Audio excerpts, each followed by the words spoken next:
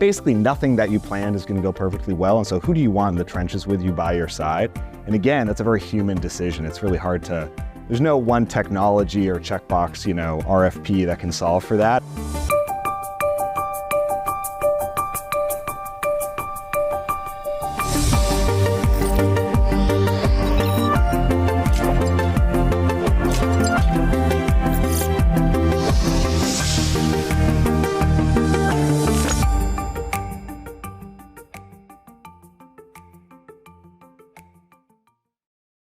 Welcome to Unlocking Big Data, a series about getting trusted data to healthcare decision makers, presented by HIMSS. In December 2023, HIMSS Market Insights conducted research with 100 healthcare leaders to understand perspectives on the use of data analytics platforms. Throughout the series, we'll present key data points from the research and focus on why these data points are important and how you can leverage them to support your healthcare organization's data initiatives. Today, I'm joined by Albert Duntugan, Chief Data Officer at UCLA, and Nick Stepro, Chief Product and Technology Officer for Arcadia. Welcome, Albert and Nick. Thank you. Good morning. So according to the research, healthcare leaders universally feel that data platforms are critical to their organization's ability to adapt tech and tools across the enterprise, and to create a trustworthy data asset for their stakeholders. But 52% of respondents somewhat or strongly agree that their organizations lack the data infrastructure to fully realize the value of AI today. And furthermore, they cite data quality and the issue of consolidating disparate data, implementing comprehensive enterprise data solutions as their most important goals. Respondents were more likely to say that improving data quality is a must-have for a data analytics platform. And around 3 in 5 say that enabling a comprehensive enterprise data solution, improving productivity, and consolidating data are must-have capabilities. So Albert, I'd like to start with you. As Chief Data Officer, you oversee your organization's entire data usage and management. Walk us through your strategy for building a data analytics infrastructure. So when I think of creating that data infrastructure, it first starts with leadership at the top. We want some kind of executive buy-in that supports centralizing data to some extent, while still allowing some kind of autonomy for those distributed teams that need flexibility to get their job done. Second, I also think of security, privacy, compliance, all of these principles that guide our use of the data as we're putting it together and bringing value to it in the clinical and business areas. So once we have that as a foundational set there, I now think of 3 things. The first is, what kind of data are we putting together? So certain things are going to take priority. Is there our EHR data, from CRM, from payroll? It could be many things. In my world, in an academic health system, research plays a big role. Second, I think of this kind of system of intelligence. Who are the people that we need that can interpret this data, that can validate it with us? We can't be siloed off as technologists thinking that all we need to do is total sums or check values and all will be good. We need some kind of clinician to validate those numbers, someone in the business line to tell us, no, this is how things happen in workflow. And last, I think, okay, well, once all of this data is all together, what does it look like for people to engage with that data? Do we have advanced programmers, people who are great at math, who can write beautiful code? There's certainly a place for that. But there's also numerous people who are actually in the trenches doing the work that still need access to this. What kind of low-code, no-code solution are there? What kind of visualizations can get the point across so that they can go do the job they need to do?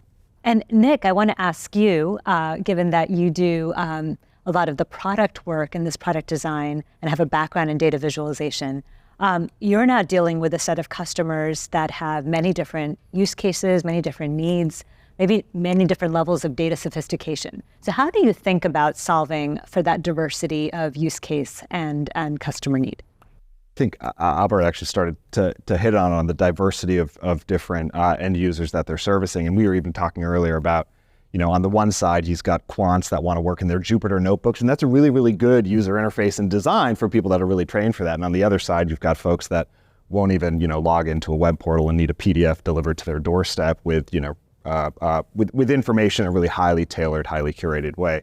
And I think the right data infrastructure and surrounding services enable you to meet all of those users where they're at, operating with data at varying gradations of fidelity. And as you also mentioned, I've spent a lot of my time thinking about data visualization. And the intent of data visualization is to take really, really complex multimodal insights and package them for somebody that might have a lower degree of context with that data and let them engage with those insights. One thing I'm really excited about, which I'm sure we'll talk about today, because you can't talk about anything in 2024 without talking about Gen AI, is how these language models have actually created a really, really unique user interface that helps solve that problem in a conversational way, right?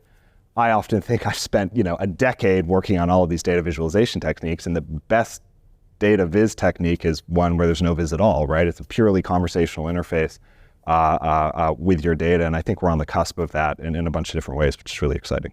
So Albert, you have both the luxury, I suppose, and the challenge of working with different vendors. And I would love your perspective on how you think about that ecosystem across an organization's needs. And then I would love to hear from Nick, from your perspective, what being a great vendor partner looks like. Well, first, just being in technology, it's fun to play with toys. It's fun to kind of geek out and see what the latest and greatest thing is and how we can turn that on. But at the end, we have to remember that we're in healthcare. We're about taking care of patients. We're about making sure that the clinicians have their job set up in a way that it's easy to do. And how do you take all of this data and bring it to bear on their jobs? So when we think of choosing a vendor, we want a partner that understands that whole experience, that maybe they, off the bat, may not be able to go into the front line and really feel what the clinicians are going through, but if they're open and willing to do that, that goes a long way. And they can see how their product may need to be changed, how they can evolve with us. And that kind of partnership allows us that flexibility to evolve and grow over time. There's another thing, because we obviously think about the benefits of, we're on the vendor side, obviously, but we choose our partners too, right? It's a bi-directional, very human decision to work together with another company. And we thrive on the flexibility of finding folks like yourself that can push us in a certain direction. I also think when we consider who we work with, you need to really acknowledge that it's not going to go perfectly. Like basically nothing that you planned is going to go perfectly well. And so who do you want in the trenches with you by your side? And again, that's a very human decision. It's really hard there's no one technology or checkbox, RFP that can solve for that. It's about evaluating, that human relationship and finding somebody that you've got trust in. It's certainly like every other human partnership, friendship, marriage. Exactly right. Things are going to go wrong, but do you have the trust in each other to get through those challenges? One of the things you've talked about is, thinking about what are your ambitions as a data leader. And I wonder if you're seeing that shift in your sort of executive team. How are people thinking about what they want to achieve in this world? Is that shifting? Yes. So when you think of the executive leadership, they're not necessarily obsessed over the inputs to create that final product.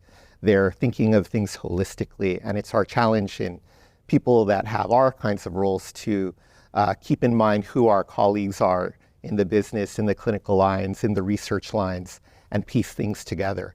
And just speaking to the value of AI, of data and analytics goes a long way, because frankly, this stuff is hard to understand. Trying to understand how a large language model works can be intimidating. And so how do you not scare everyone away, but still somehow convey the value of it, that it's worth it to make this investment? Well, thank you both for joining today. I know it's an exciting time, and the best of luck in your adventures. Thank you. Be sure to catch the Companion HIMSScast podcast with Albert and Nick for more on building the infrastructure for data analytics. For HIMSS TV, I'm Indu Sabaya.